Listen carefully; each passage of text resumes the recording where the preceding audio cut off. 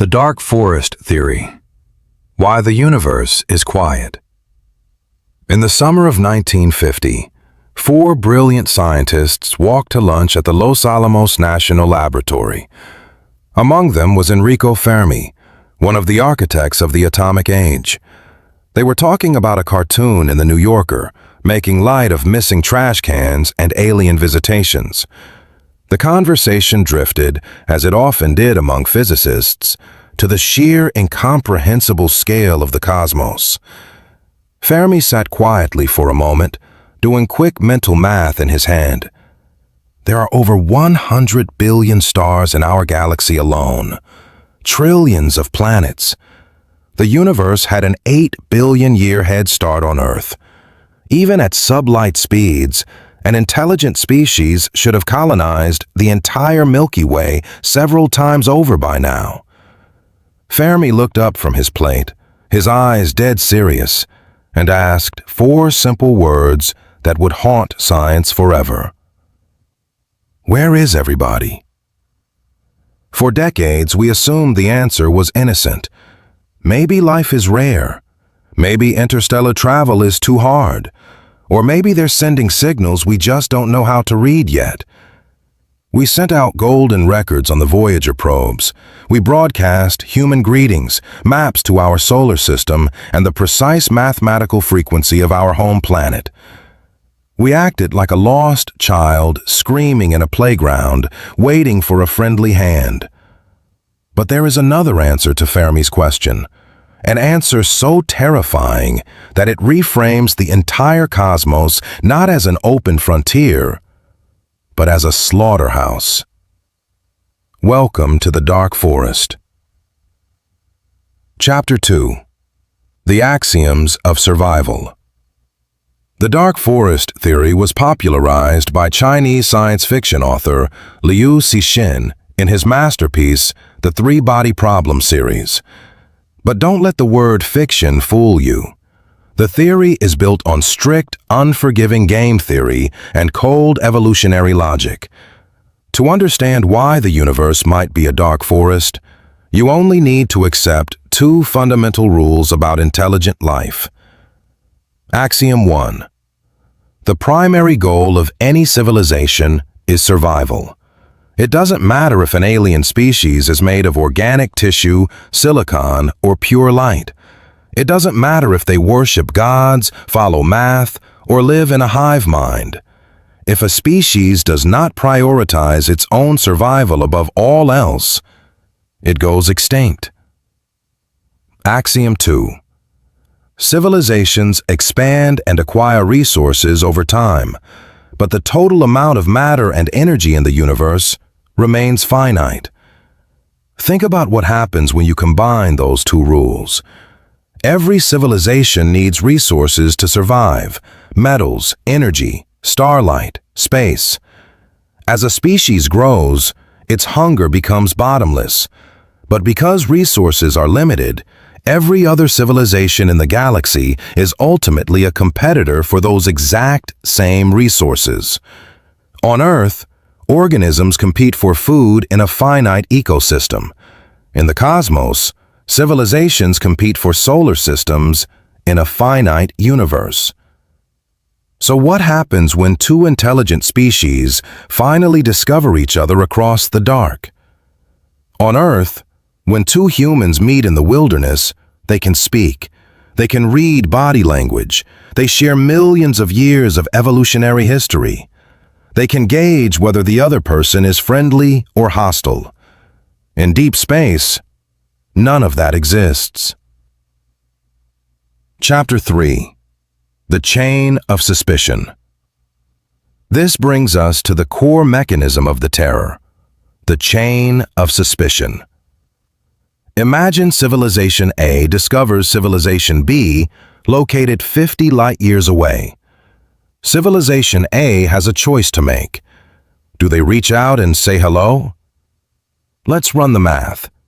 Civilization A asks, is Civilization B benevolent or hostile? Even if A believes B is peaceful, A must ask a second question. Does civilization B know that we are peaceful? Even if B is peaceful, B knows that A might be lying. So B might attack preemptively just to be safe. And because A knows that B might think this way, A realizes that B might strike first out of sheer self-defense. So A thinks, even if B is friendly, they might destroy us out of fear that we will destroy them. It is an infinite loop of paranoia. In game theory, this is the ultimate iteration of the prisoner's dilemma. When you cannot communicate instantaneously, when you cannot understand alien psychology, and when the stakes are absolute annihilation, benevolence is an irrelevant luxury.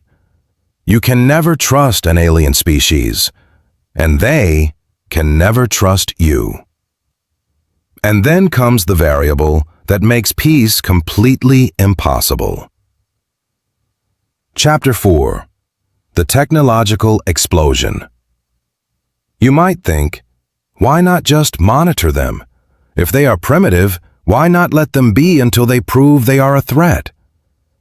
Because of the technological explosion. Humanity went from riding horses to walking on the moon in less than a single century. In cosmic time, 100 years is less than a blink of an eye.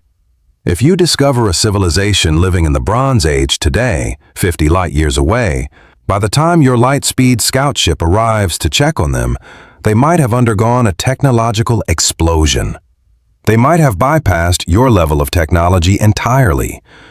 The primitive species you spared yesterday could become the godlike apex predator that exterminates you tomorrow. In the dark forest, you cannot wait for a potential threat to mature. You cannot negotiate. You cannot monitor. The moment you discover another civilization, the only logically sound, mathematically safe option is to strike immediately. Wipe them out before they even know you exist. And because every other advanced civilization in the galaxy has reached this same logical conclusion, the universe operates under a single, absolute law. Hide or die. Chapter 5. The Hunters in the Woods. Listen closely to how Liu Cixin describes this reality. The universe is a dark forest. Every civilization is an armed hunter stalking through the trees like a ghost, gently pushing aside branches that block the path, trying to step without sound. Even breathing is done with care. The hunter has to be careful, because everywhere in the forest there are stealthy hunters like him. If he finds other life, another hunter, an angel or a demon, a delicate infant or a tottering old man, a fairy or a demigod, there's only one thing he can do: open fire and eliminate them. In this forest, hell is other people, an eternal threat that any life that exposes its own existence will very soon be wiped out. This is the picture of cosmic civilization. It's the explanation for the Fermi Paradox. When you view the universe through this lens, the eerie silence of the cosmos suddenly makes terrible sense. The universe isn't quiet because life is rare. The universe is quiet because the ones who talked were silenced.